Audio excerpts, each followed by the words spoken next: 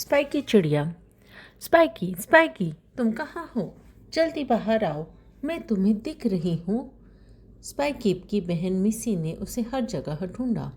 Spiky को घर में छिपने की आदत थी और फिर सब उसे ढूंढते थे। माँ, स्पाइकी, खाने का समय हो गया है, जल्दी बाहर आओ। स्पाइकी दरवाजे के पीछे से छुपकर बाहर निकल गई।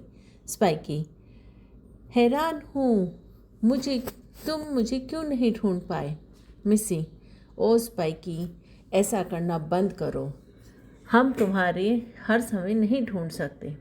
एक बार स्पाइकी अलमारी के पीछे छुप गई और सो गई। घर के सब ढूंढ रहे थे। स्पाइकी स्पाइकी, माता पिता और मिस्सी चिल्लाए। उन्हें पूरी रात उसे ढूंढा। स्पाइकी सुबह उठी और अलमारी से बाहर आ गई। मम्मी पापा ने उसे गले लगाया। स्पाइकी, सॉरी मम्मा, मुझे बहुत ठंड लगी और भूख भी।